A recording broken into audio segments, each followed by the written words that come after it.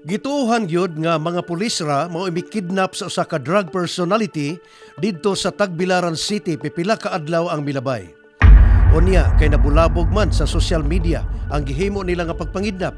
Nakuhaan man og hulagway ang auto apil ang plate number. Gibuhian ra nila ang ilang gikidnap. Ang gikidnap nga si Alan Gumana, taga lungsod sa Duero, Bohol, usa ka drug personality, di ni malalis, kay napriso na gani si Gumana niadtong 2016. Apan ang pagdakop ni Gumana ning bag-o lang nga way warrant usa ka illegal. Samtang gitugot sa balaod nga mahimong dakpo ng usa ka tawo nga way warrant of arrest. Dunay balaod nga angay sundon kung kanus-a himuon ang warrantless arrest. Ang Section 5, Rule 113 sa Rules of Criminal Procedure naglatid nga mahimong dakpon ang usa ka tawo nga way warrant kung masakpan siya sa akto nga talihimo siya krimen, sa akto nga paghimo niya krimen o human kini nakahimo siya krimen. Ang ikaapat, kung usa siya kapugante.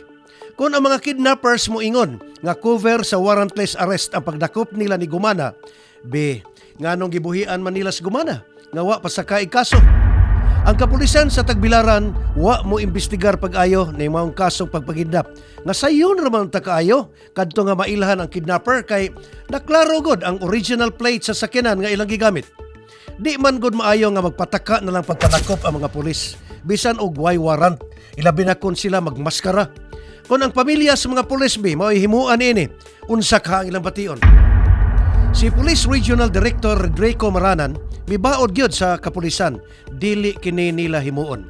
Tungod kay wa man ayuha sa mga pulis sa Tagbilaran ang pag-imbestigar sa mga pagpangidnap, ay gitangtang sa pwesto ang police chief sa mong syudad. Ako si Rene Burmio, ang inyong komentarista on the dot.